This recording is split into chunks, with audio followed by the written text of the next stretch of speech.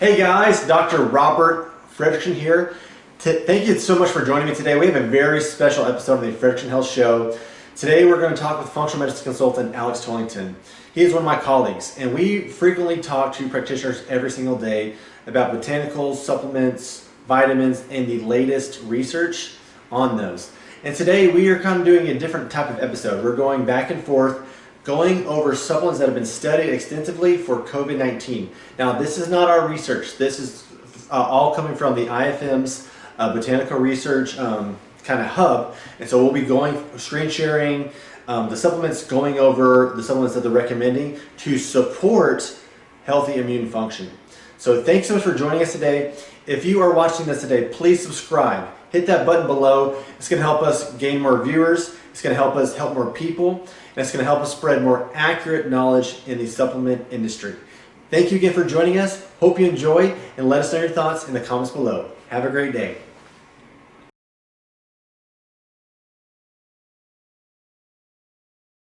All right, guys, we are back for another episode, Fredrickson Health Show. I am your host, Dr. Robert Fredrickson. Today, we have a very special guest. We have my friend and colleague, functional medicine consultant, Alex Tollington. Alex Tollington was an engineer before he got into the health and wellness space. His wife actually had some illnesses, and she was trying to find answers. So with Alex's help, they really turned to more natural approaches to really help find supporting cures for her illness. And so Alex is very, very passionate, very knowledgeable. One of the smartest guys I know, and you're going to love his accent today. And he's got a bee farm, and he's really into just being creative. And so we're going to look at, this is kind of a different episode. We're going to be going back and forth, going over key botanicals that are used in research or emerging research for COVID-19. This isn't our research. We're actually going off the website from the International Functional Medicine Association, or IFM. And so we'll be going back and forth. We're going to screen share this for anyone watching on YouTube. You'll be able to find that as well. But Alex, thank you so much for coming on today. Thank you, Dr. Robert. Yeah, a little bit about myself. I know Robert mentioned that I got into this field almost by accident, 12 years as an engineer. And so my brain is very much programmed to dig and find problems and then come up with solutions to problems. And my wife, at the end of 2014, after seeing various doctors in the area and we couldn't figure out what was going on, we ended up luckily finding a functional doctor and digging into some of her issues and really finding out what was going on. But you know me, Robert, my brain just keeps digging and digging and digging and digging, and eventually I found myself working in this new industry, and now I spend a lot of time helping doctors with solutions and digging a little bit further.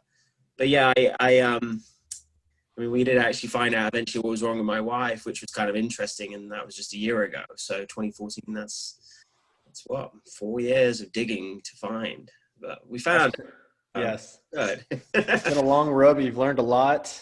And it's been tough. But for anybody who's watching out there that is dealing with any chronic health conditions, just know that you really can dig and keep searching and find new solutions. And I tell you, there's a lot of stuff out there is what I've learned. But yeah, I mean, a couple of my hobbies on the side, obviously I love playing football, or soccer as you guys call it over here. And then we do keep some beehives on the property, and we have a garden, and we're just very much into we'd like to, I think if we'd been born in the 1800s, we'd been quite happy. That's awesome. That's yeah. awesome. Well, man, thank you so much for sharing that story. And this is gonna be fun. So I'm excited. So I'm gonna go ahead and share my screen.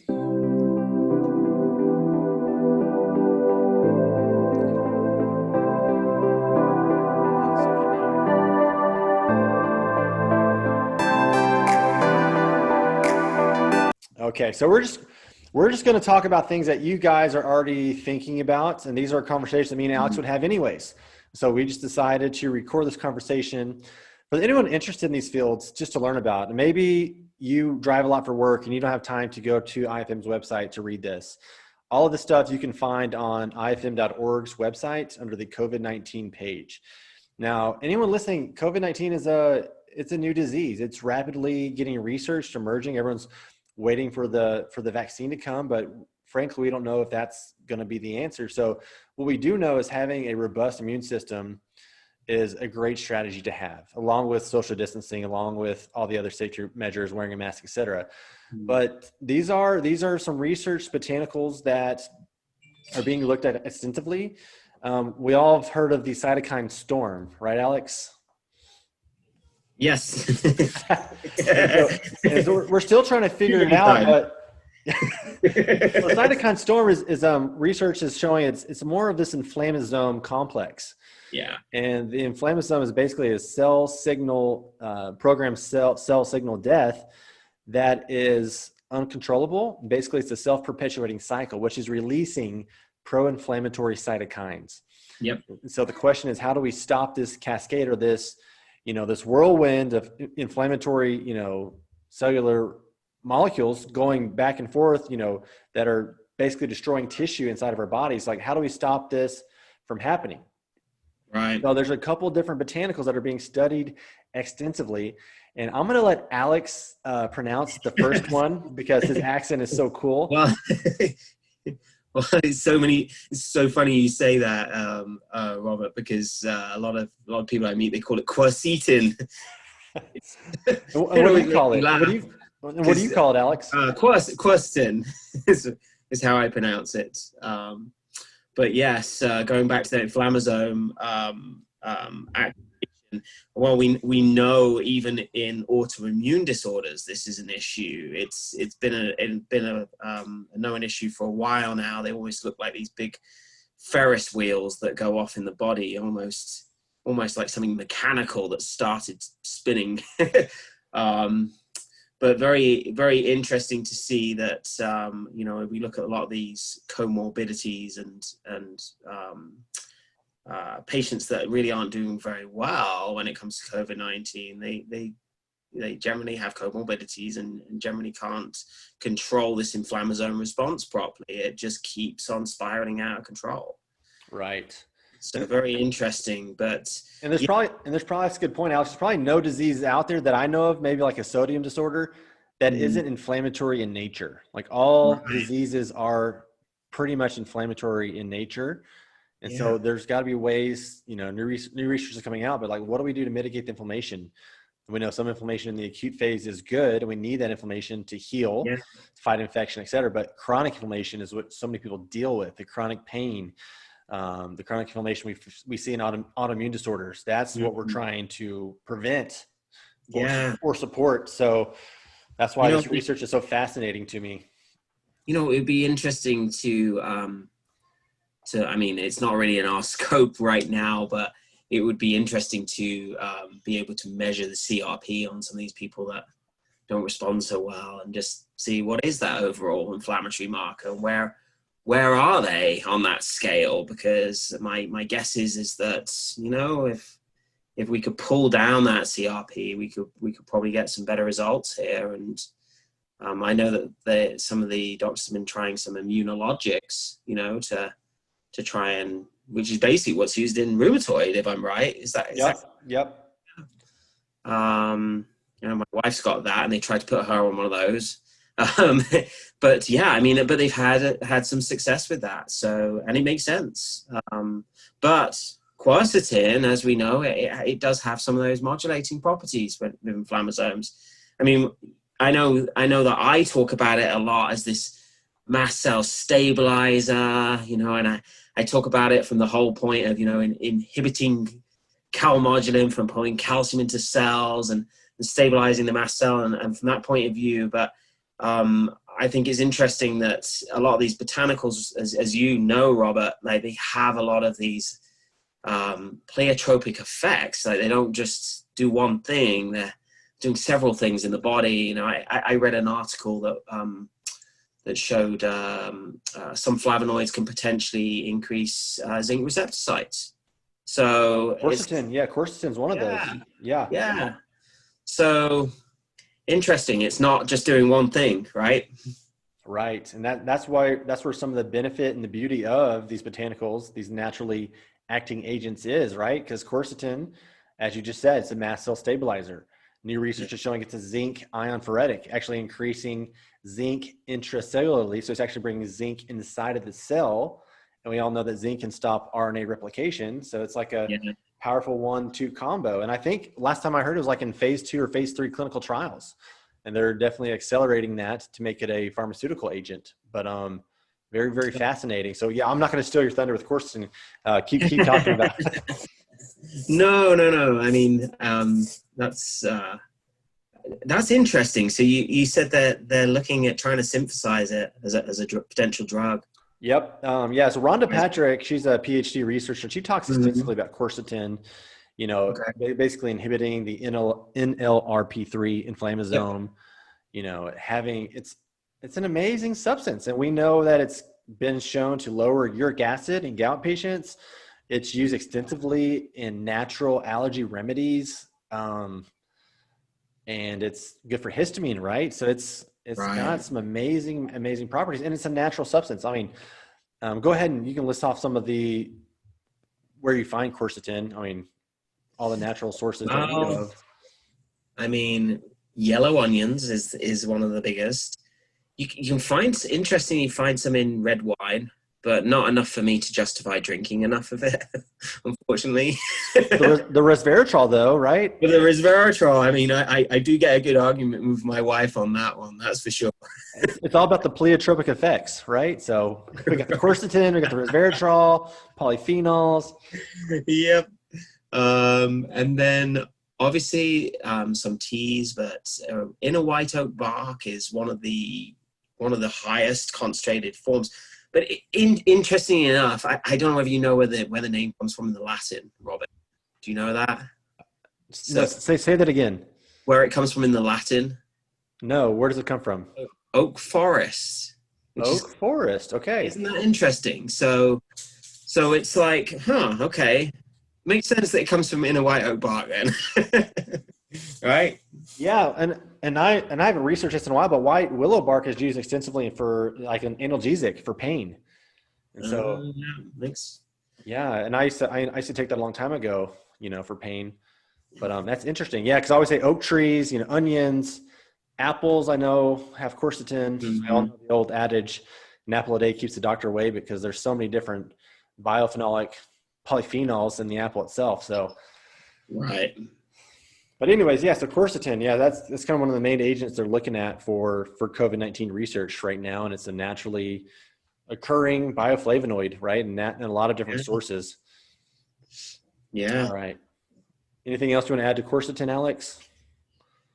I don't know. I mean, it's just pretty cool raw material, right? I mean, I got stung by a bee the other day, Robert, and I just took a bunch of quercetin, like a bunch. Like, how much? I probably shouldn't say how much on here, but I mean, about 4 grams probably. 4 grams? Yeah, like that much in one go. And it had a really, really good effect on the bee sting. Like, normally I swell up, and the more I look after bees.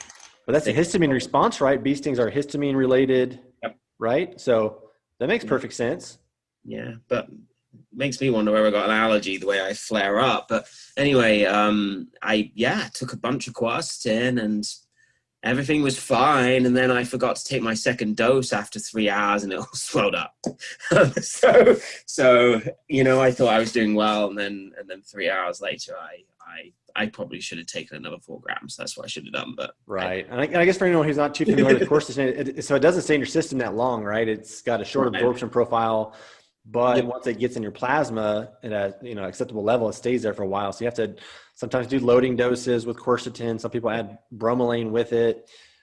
But it's an amazing compound. And I've always done self-experiments on myself. And sometimes when I drink wine that sometimes contains sulfites, I'll get like the histamine response, right? You'll kind of feel like tightness in the chest. And And I've taken, a quercetin related product, and I'm not advising anyone to do this, right? Don't do this at home.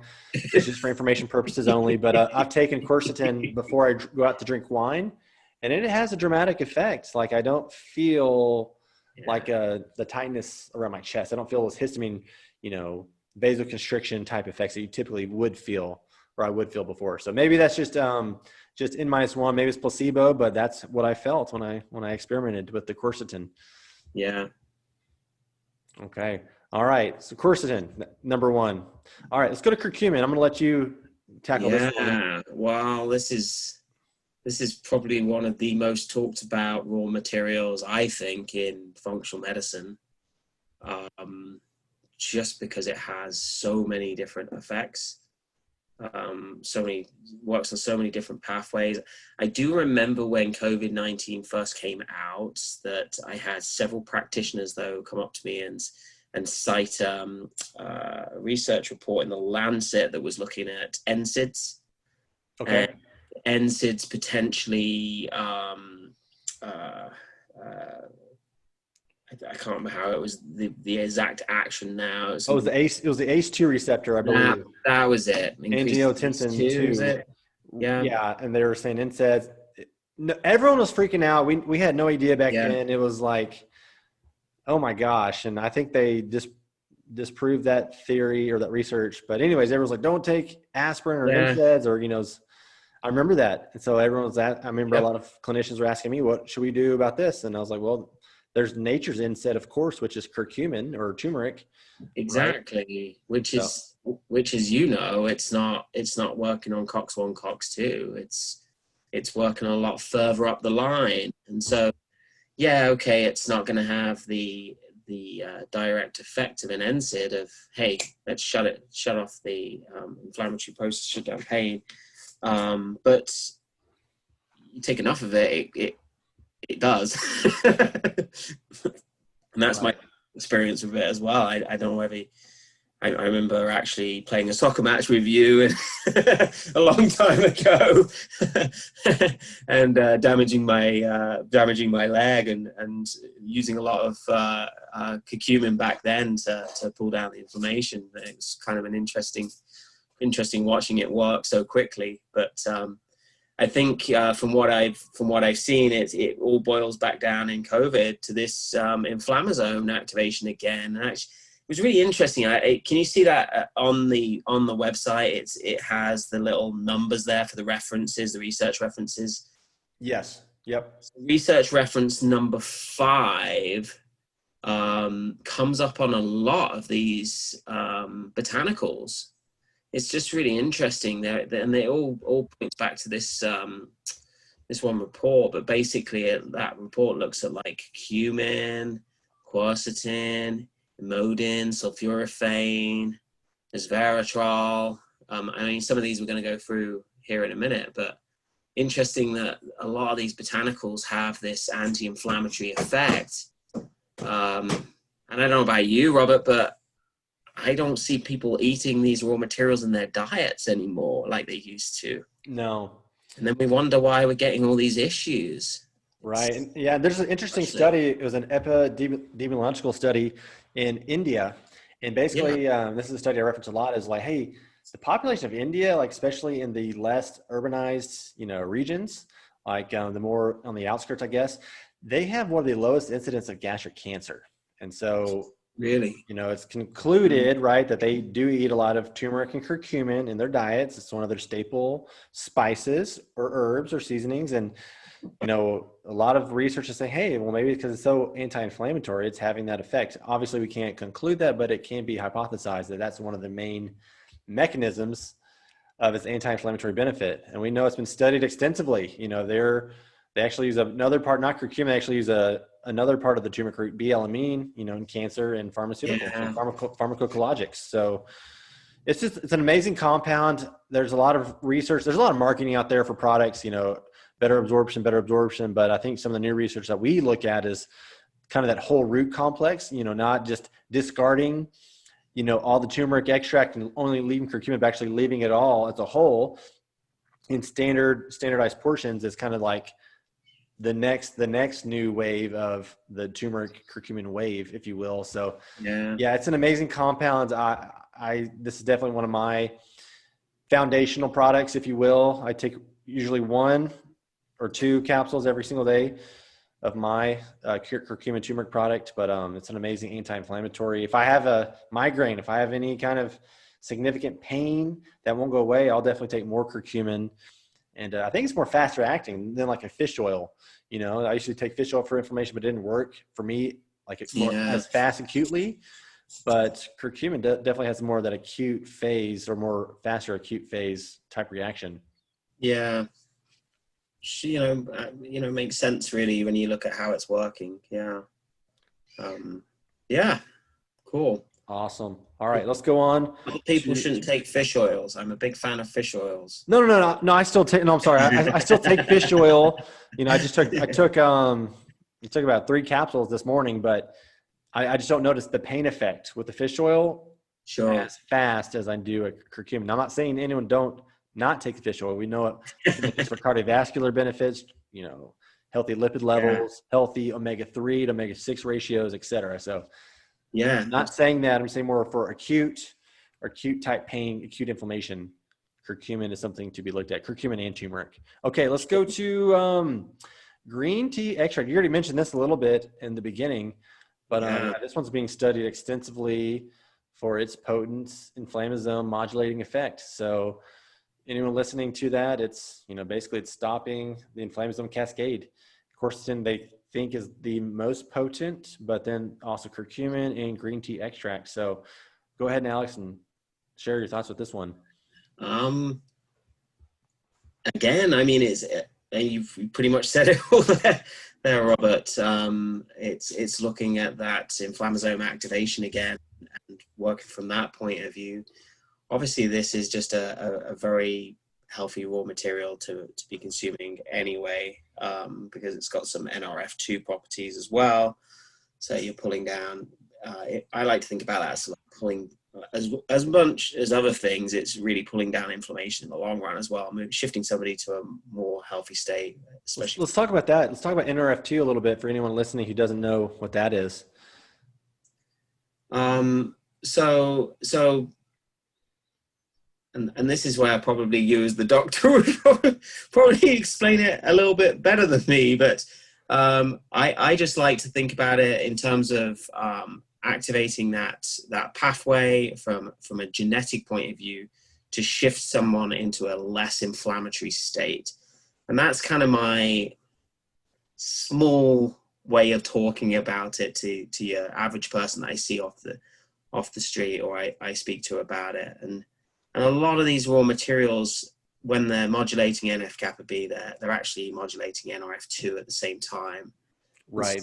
And there's a lot of overlap there for sure. Yeah, absolutely. And it all boils back to the whole thing I said to you before. We're not eating the right foods as a nation. We're not consuming the right raw materials. And this would just be a great one for somebody just to add into their general everyday diet, to shift themselves into a less inflamed state in the long term, and less likely to develop things like, I mean, I can't say it as a claim and say that this would actually definitely happen, but what we do know is when you activate those pathways, you are less likely to develop things like cancer and things like that. I mean, right. That's been studied extensively. So yeah.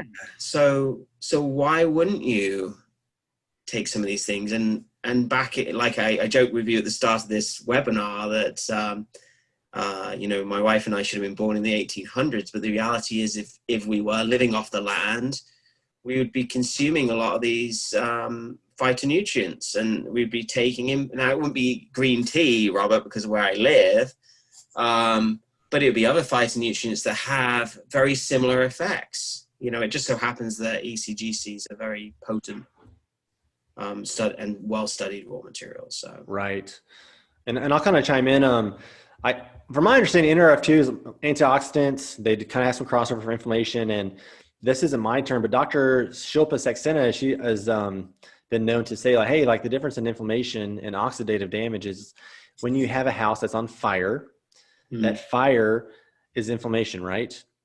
But it's not the fire that kills you if you got out of the house. It's when you go back into that house, what kills you. It's all the smoke. So the smoke can be, you know, kind of like the oxidative damage that keeps self-perpetuating, keeps, you know, slowly infiltrating, causing its inflammatory effects as well. So it's kind of, they both have some crossover there, but inflammation, and to be simple, it's more inflammation is kind of the acute phase. And then the oxidative damage is kind of like the chronic phase, more like that lingering type inflammation. So if that makes sense. But anyways, yeah, they're recommending for EGCG, they're recommending 4 cups daily. That's a hefty amount, right? So it's a lot. Yeah, and I think something to be said, like these are the botanicals that are being researched by IFM, but of course we can't neglect a healthy diet, exercise, the staples, right? Getting your metabolic health in order, of course. Yep. So the next one here, NAC, is actually my personal, although it says the strength of evidence is limited, Robert, from my personal view, I think it's probably one of the most important, because I think about the role of glutathione in the body as, you know, this master antioxidant, and this is your major precursor to that. So why wouldn't you take this right now? I can tell you that personally, I'm on 600 milligrams a day, every single day I've been taking. And since I've been doing that, I not only have I been feeling great as well, but what I do know is that, you know, my body's generating a lot more glutathione, and you know, we want to develop a healthy immune response is the whole idea of this. This is not, this raw material is not about what do I do not to get this. This is about what can I do to develop a healthy immune response if I get it, essentially. right. I like that. Interestingly, you could argue that NAC in some ways could help you be less likely to get it as well, because it obviously increases mucus production. So, or thinning of mucus, really. So if you think about it from the whole point of view of all your secretory IgA and your mucous membranes, then potentially having quicker turnover might be better.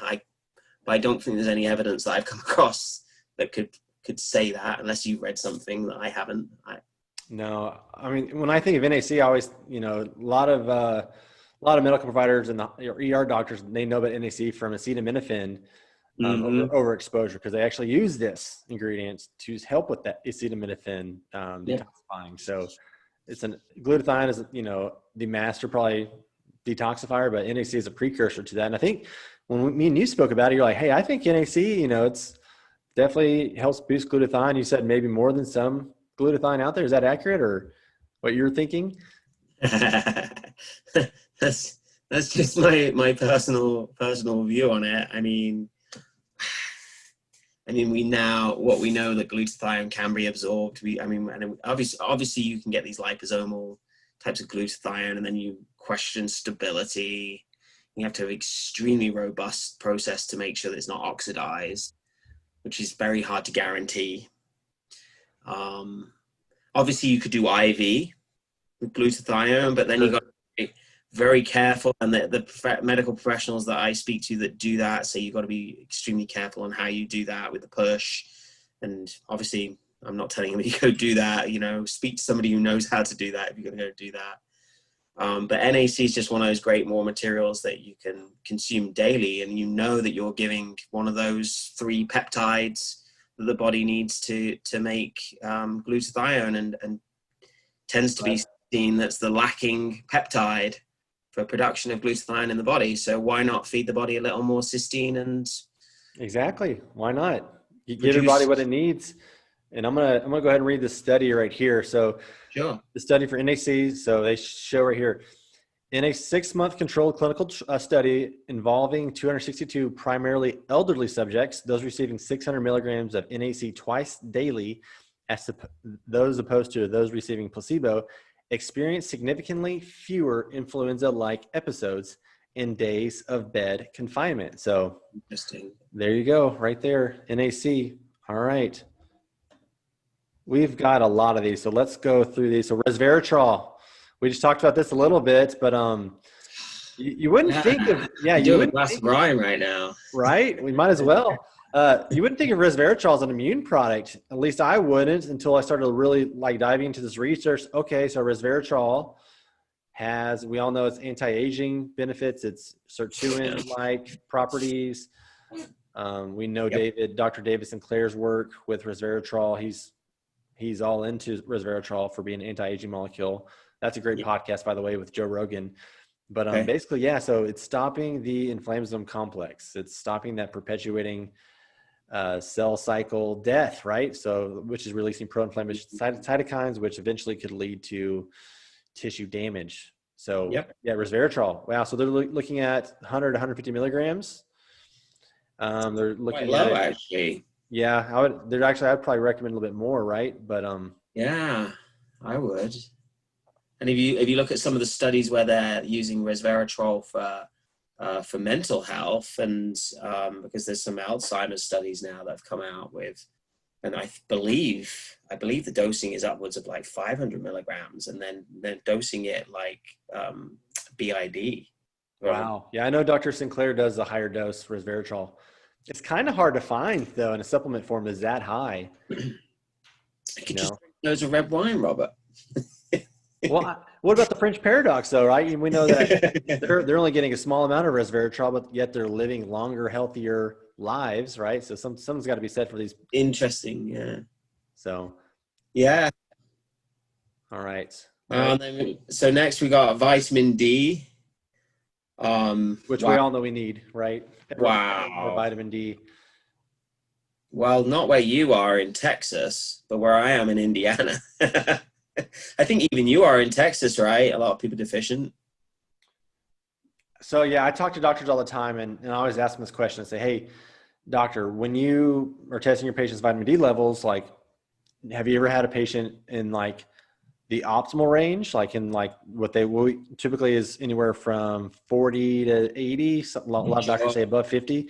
They say, one doctor I spoke with, she said, I've only had one patient, Robert, who had a vitamin D of like 60 and who never took a vitamin D supplement. But he was a rancher from West Texas. He was perfect, body weight, BMI, out in the sun all the time. But she's like, normally I don't see anyone with levels, above 50 unless they're supplementing. Of course, there's outliers with anything.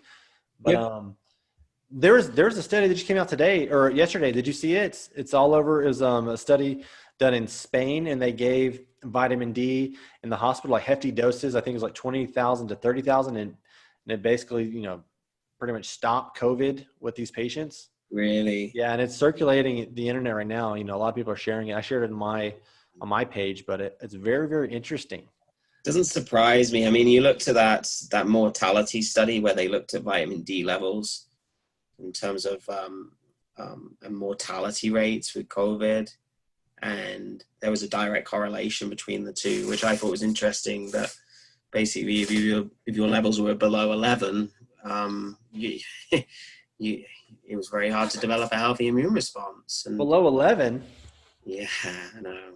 That's crazy. Yeah. So anyone listening? Yeah, but here in Indiana, Robert, the amount of time that I talk to people and they say, yeah, I checked the patient's vitamin D levels and they were 8 or 9.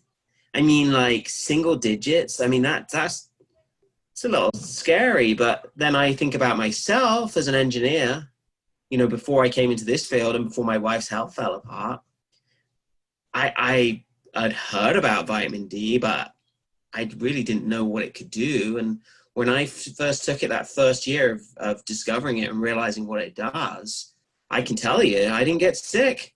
It's one of the first winters I've ever gone through where I also got through to January, February time and didn't feel depressed. And I thought that was amazing because up here in Indiana, we don't get much sunlight, but in the UK, it's even worse. But this is not talked about enough. I know we talk about it a lot, don't we? But it really talks about all the time. Right. This is not the time to figure out if you have a low vitamin D status. There's so many doctors you can go to right now and get your vitamin D checked. And I checked mine just about a month ago. I did at-home lab testing. I did a fingerprint test, and I was right at 50. Okay, but I supplement daily. Sometimes if I'm feeling ill, I'll even do a higher, more aggressive dose of vitamin D, 50,000, right? And my levels are still low, and I'm out in the sun a lot down here in Texas. And you do 50? my levels were at 50, and sometimes I do supplement with vitamin D, 50,000, especially if I'm going on if I'm going to the airport, if I'm going on a trip, if I'm going on an overnight. So I'll actually temporarily dose, and I say this temporarily because this is obviously vitamin D, as we know, is fat soluble, so you can potentially become toxic with too much. But in a case where I get a bad cold or something like that, I temporarily dose 100,000 for 2 to 3 days. Nice. Do you take any vitamin K2 with that, or do you? No, not really. No.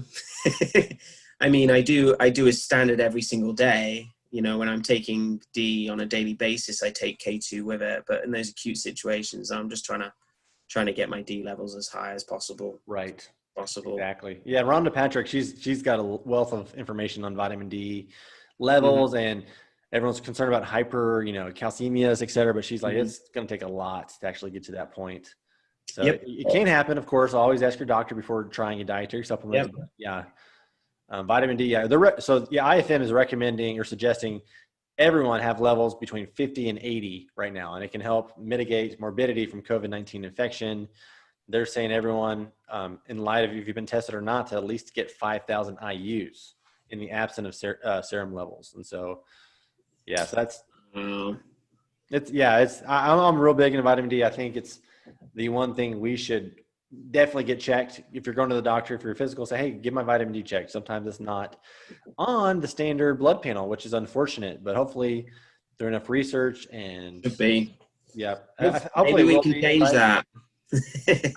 And also, if you're low in vitamin D, like you're not going to have the genetic expression for occludin in the gut, which, we all know what happens. If that happens, you get zonulin release, you get more permeability issues. So we need this is the time more than ever to get the vitamin D in checked, to get the blood sugar in check, right? So these are definitely some markers to be looking at. And vitamin D is very, very affordable. But do you ever reference the study with the New York Attorney General, where basically they pulled 32 different vitamin D brands off the shelf of known retailers like Walgreens, CVS. What they found was pretty disturbing. Only 4 out of 32 actually met label claim for having the amount of vitamin D that they said. So it's always good to find a good reputable brand for your supplements or nutraceuticals. And so we're cool. Crazy. That happens a lot. Yeah, we're not going to bore everyone with vitamin D. Everyone knows about vitamin D, or they should know about it. So let's go to melatonin. I did hear a lot about melatonin initially with the research, right? And everyone's like, melatonin, right? That's what I get to my kids when they won't go to bed. So so melatonin having inhibitory effects on the NLRP3 inflammasome. It's basically the natural anti-inflammatory that our body is supposed to produce, but with all the blue light exposures, the late night, binge watching of Netflix, we sometimes shut off melatonin production naturally. So we need a supplement, and they're recommending 5 to 20 milligrams. It's a lot. Yeah, that is a lot, right? And so seems like a lot to me. Yeah, I actually have been taking melatonin as a tablet, right? Sublingually. I've been doing that myself, and I do more for sleep. I've always done, if I'm traveling and my schedule's off from going from a different time zone, or if I had too much stimulation during the day and I can't go to sleep, melatonin definitely helps me. But what are your thoughts on melatonin, Alex? Well, it's fantastic for time zone hopping. Dose it up and trick your body, basically. But there are actually some practitioners that use high doses of melatonin as standard in their practice with things like autoimmunity. I remember now. I don't know much about the theory behind that. I know a little more. I've just met a few doctors that know of their fellow colleagues that do that. I've also heard that a lot of patients struggle to stay awake when they're on those protocols, which I think is quite funny. But yeah, I mean, I haven't, like you, I haven't heard any more research since maybe April time, something like that. I mean, I remember something coming out then, but I really haven't seen any more with melatonin since then. Yeah, because when COVID first happened in March, April, like no one knew what to do, right? They were just throwing out things, but melatonin was definitely one of those for modulation of the inflammasome complex. But now they're looking at more of the haze, more of the quercitins and the resveratrols, those that are more potent, I guess. But I just haven't heard of it as much. But yeah, melatonin is definitely a natural anti-inflammatory that you can take for that self-perpetuating inflammasome. I guess people are going to say, well, I don't have the inflammasome activated. I feel fine. It's all about just mitigating the inflammation you have. If you have a good CRP, if you have a good omega-3 to omega-6 ratio, Right. It's always good to just keep these things in check, because you never know if something does happen, and you want to be prepared for if it does. So, all right, Yep. that's enough. Vitamin A. Yeah, you go ahead and lead this one. Oh my gosh. So what a lot of people don't realize is that these deficiencies are normally as high as vitamin D deficiencies, but Really? yeah, it's often overlooked. So really interesting, but again, important for developing a healthy immune response. But I think one of the most important things here is secretory IgA. And Talk about that a little bit, Alex, for anyone listening. what's that? Talk about a SIG-A or secretory IgA. So secretory IgA, I like to think about that as our first line of defense, essentially. But it's basically an immunoglobulin that your cells in your mucous membranes produce, essentially. And in the case of a virus, latch onto that virus and flush it out of the system before it even gets into the immune system. So what a lot of people don't think about when it comes to contracting a virus, so to speak, is the body's got its first line of defense right there. It knows what to do. It's only really if it gets through that first line of defense that then you start activating the immune response. And that's why we start seeing a lot of these like issues in people's guts with leaky guts, because all of a sudden there's secretory IgA, and you can actually do this on a stool test. You can test somebody's secretory IgA and see where they're at. But often you'll find that those patients, they have low secretory IgA. They have that low first defense available. Plus, their cells they basically have a resonating response, so they're parted away. It's literally like putting holes in a hose pipe, so to speak. So things can literally get through. So it's like a double bubble response, really, with those patients. I feel really bad for them, because I know my wife's been through that, so I know what it's like, and it's hard to turn off that inflammatory process and heal up those gut linings. But anyway, boiling it down, vitamin A is one of those raw materials that is really going to help with secretory IgA production, and making sure that we develop a good barrier response. Nice. Thing won't even get in, right? Right. So we'll talk about the different forms of vitamin A real quick for anyone listening. There's a lot of different thoughts to be said on that. Oh my gosh, now you're challenging me. What, beta carotene and palmitate? Is it palmitate? Palmitate? It's been a while, Robert. Go ahead. I was asking you because I'm not really too familiar either, but yes. Thanks. Sorry about that. But anyways, vitamin A, it's a crucial vitamin. They're suggesting up a very, very, well, you'd think it's a high dose, but 10,000 to 25,000 IUs daily. So that's a pretty big dose. There are some products out there that have a hefty dose of vitamin A. There's one I take extensively for restoring the membranes, right? So it could be membranes in the gut. It could be membranes in the mucus cavities. We know that once those mucus cavities break down, they become more carcinous. They get holes, like you just said, and they start to become leaky. That's where infections can come in and wreak more havoc. So vitamin A is definitely critical during the cold and flu season, but also during this season that we're in. So Let's talk about elderberry. Elderberry is, golly, I remember talking nonstop with practitioners about the cytokine storm induction with elderberry, and that has kind of been disproven. They actually say that right here on the screen, because there was elderberry works through hormesis, right? It stimulates a slight immune response to get your immune cells, CD4, CD8, activated, right? To get them mounted for an attack. And, but just for a frame of reference, there's a very, very small amount of cytokines that do get initiated from elderberry. And to put in perspective is when you run a marathon, you release hundreds of cytokines, right? So yeah. Elderberry is very, very good for viral replication. It's, they're saying right here in quotes, leading some to caution that use of elderberry could cause a cytokine storm. However, the data was not confirmed when the same group performed similar studies, which were published later in 2002. Therefore, those data suggest it is highly implausible that consumption of properly prepared elderberry products from berries or flowers would contribute to an adverse outcome related to overproduction of cytokines or lead to an adverse response in someone affected with COVID-19. Yeah, I was like, everyone's talking about elderberry, but then they're not taking it. And I was still taking it. I was like, I don't care what bloggers say. I'm taking elderberry. I'm using a trusted source like IFM, to find my data from. But yeah, this is one of my go-tos, elderberry. If I'm sick, cold or flu, whatever, I'm taking some elderberry. So what are your thoughts, Alex? Anything else you want to add to that? No, I think that's great. I'm totally on the same page with you there.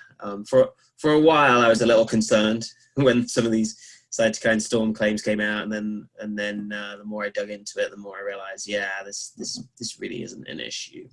Yeah, it was like the incense and elderberry, like uh-oh, we can't do this, can't do that. Yeah. Yeah. Yeah, I chat with a lot of people, and they were questioning, should I be taking turmeric anymore? It's like, absolutely, it's fantastic. Elderberry, fantastic. Carry on.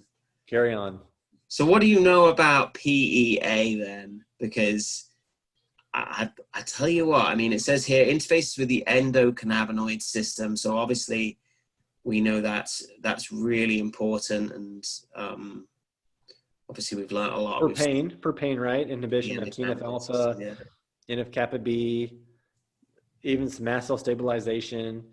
Yeah, I've never taken PEA personally. I would like to, based on some of the research for pain, to see kind of how it works.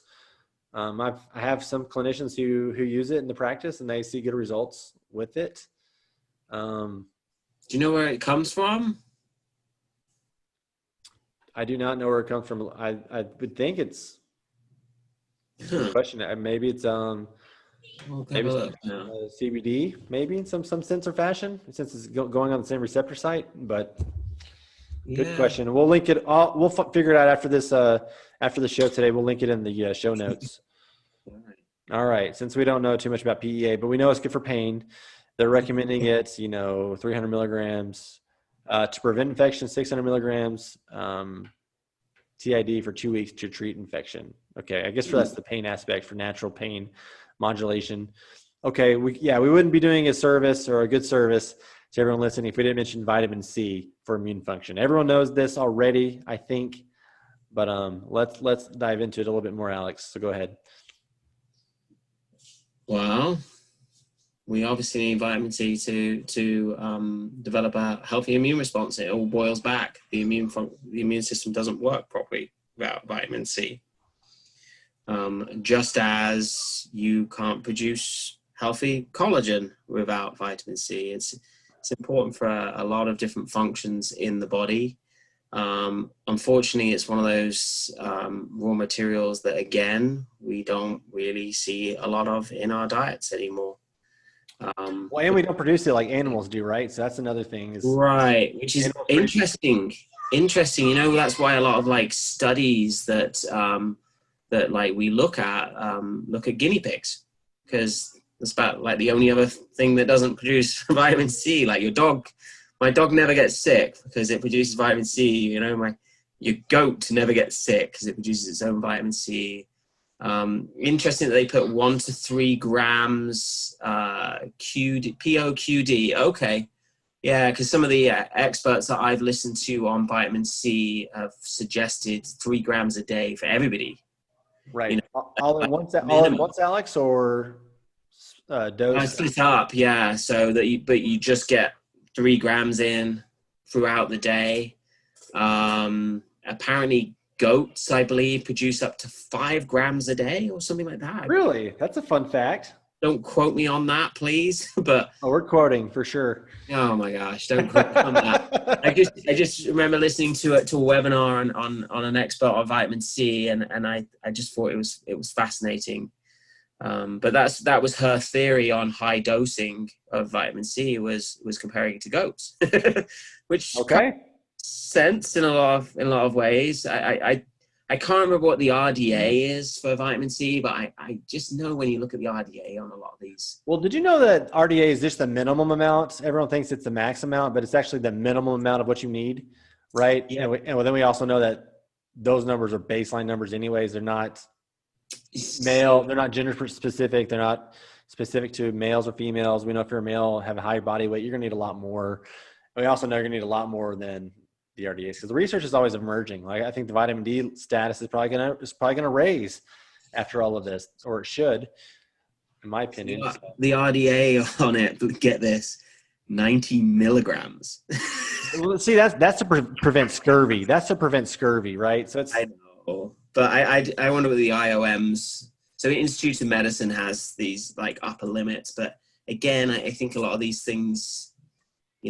So IOM is looking at 105 milligrams a day, but it just when you look at nature and what animals naturally produce, it just doesn't seem enough. It doesn't seem enough. And yeah, it's interesting that you look on the IFM's website here, and I mean, grams twice a day. That's 6 grams they're saying take basically. Right, spread out doses. Yeah, yeah. And I've been doing that since I was in high school. Anytime I felt sick, high dose vitamin C. Yep. Spread out throughout the day. It's tried and true, right? Okay. Zinc. Yep. Oh man, zinc is amazing. It's stopping the RNA replication. It's the problem with some of the zincs out there is they don't get into the cell, so they're using ionophores like quercetin to actually get inside the cell. And if we want to talk about the RDA for zinc is very, very low, and they're recommending, look at this, 30 to 60 milligrams daily in divided doses. Okay. So that's a pretty hefty dose of zinc. And we know that zinc and copper have an inverse relationship. A lot of people have copper pipes. So they're already, setting themselves up for a zinc deficiency. We know zinc. Go ahead. Yeah, you can talk about zinc, but I love zinc. No, I love zinc too. I just kind of think with COVID how it basically gets into the cell and then wants to replicate itself and make little copies of itself. It's kind of sounds really evil, really. It grabs in through ACE2, gets in and uses the cell against itself, really, against the body.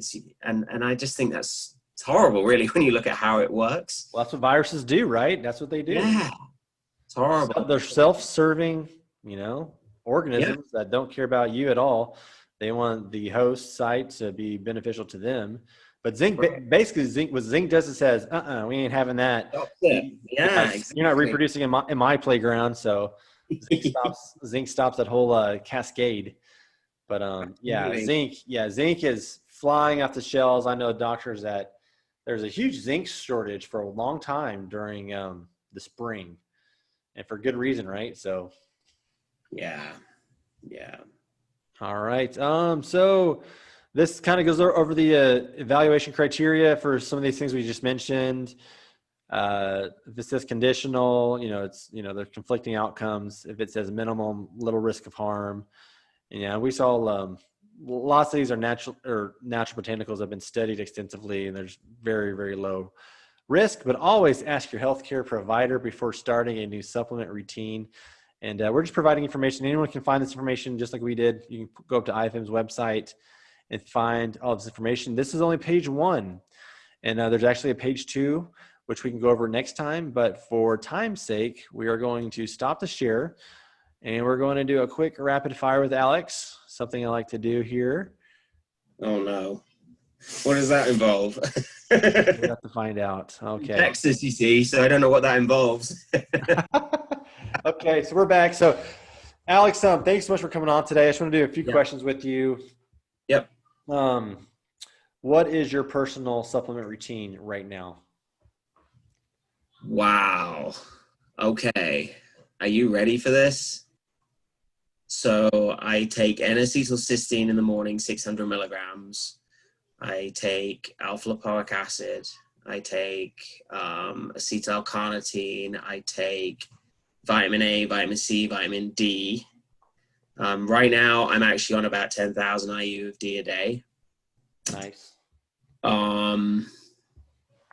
So basically, I'm taking that cocktail, if you like, in the morning, and then in the evenings before I go to bed, I'm on a multivitamin.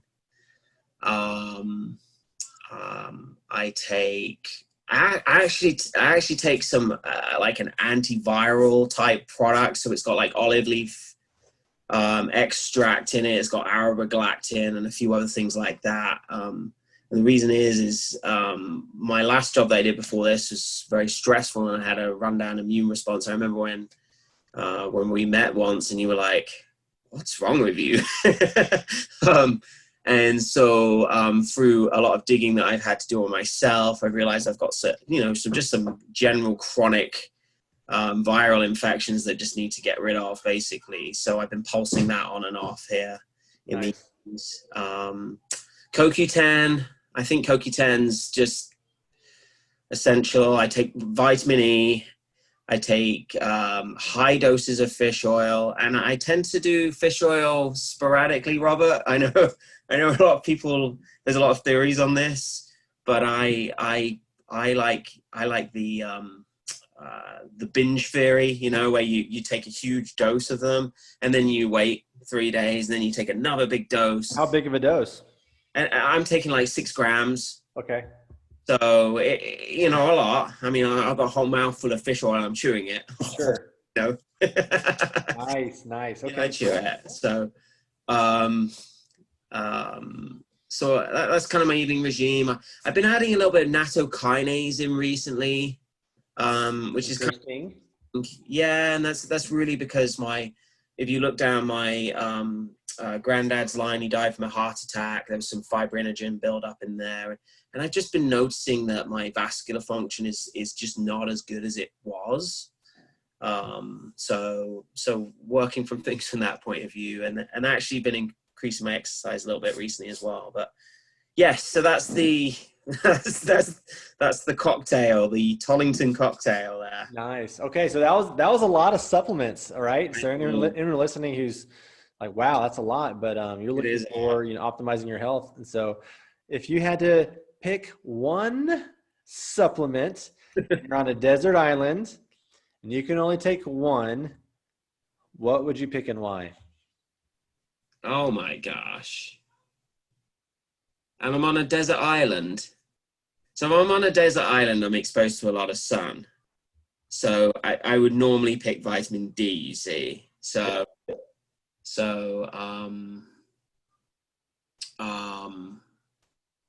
that is a really tough question, Robert. So there's probably fish that you can catch. You're probably getting some omegas. There's probably coconuts, right? So you're going to get some healthy fats. The wild game. I don't know. I might take the I might take the NAC with me.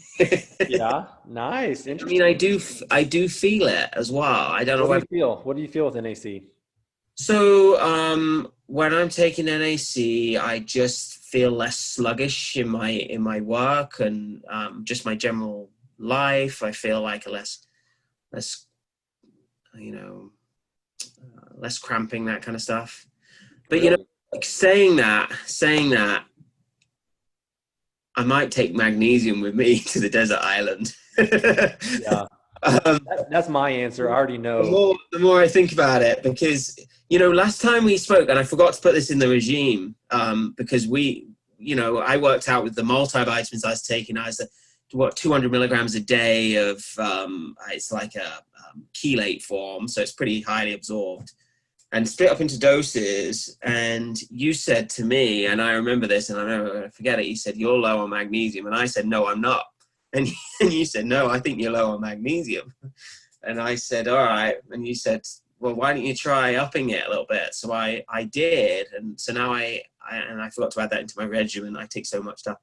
But I do take 2 magnesiums in the evening, which has actually helped a little with sleep as well, which is interesting. But it makes sense with, serotonin to melatonin conversion. But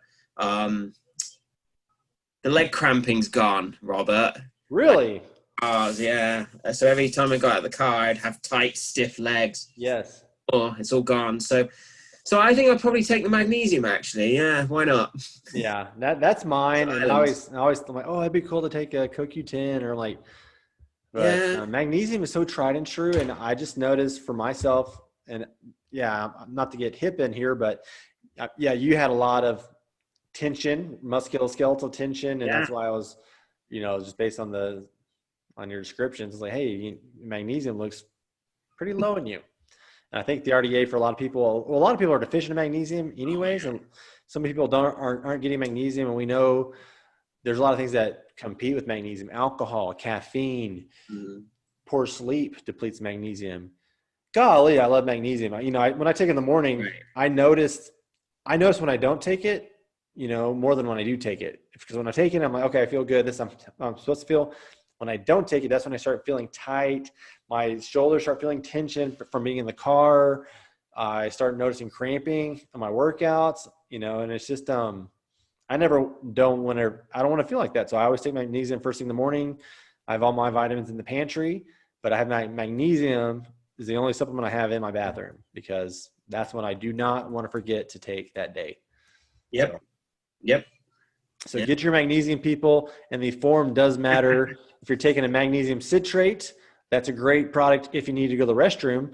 But if you're looking for more muscle relieving effects, right, you need to take a magnesium malate or magnesium chelate, or the one I take actually has kind of a blend of both, which I really enjoy. So, yep. All right. So I know I put you on the spot a little bit, and I'm just this one last question I'm going to ask you is, just as a general concept, if you had, if you wanted your message to live on, or your legacy to live on, if you will, and you could have a billboard, what phrase would you put on a billboard to ensure health for the people after you? What would you want people to know? I would probably address sleep in that. And I would say, sleep more, live longer. Love it. Yes. Sleep is so important. Yep. Sleep is we are chronically deprived as a society of sleep. And I think it's the one thing that we can all work on is sleep. I really do. Because even if you think you have enough, you're probably not getting enough. I'm constantly working on my own sleep, constantly, every single day. Right? Right. Awesome. Everything. So, yeah. All right. Cool. Well, thank you so much for coming on today, Alex. I know you're kind of off the grid, but if anyone's looking to find you, typically I would say Facebook or on social media. You're not on social media.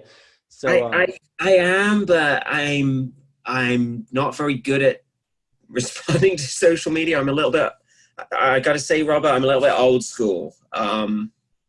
And I kind of stay a little bit off the grid a little bit, and that's just kind of how I do things. But you can reach out to me on social media. You can find me on Facebook, absolutely. You can find me on LinkedIn. I am on there, and I do actually check to LinkedIn a little more. Awesome. I don't know why. It just pops up on my phone. Maybe I've got the settings wrong. Awesome. So, all right. Man, I really appreciate you coming on, brother. It was fun talking absolutely. About Great with seeing you you again. Awesome, man. Well, have a great weekend. We'll talk to you next time. Yeah. Bye. Bye-bye. Don't you know?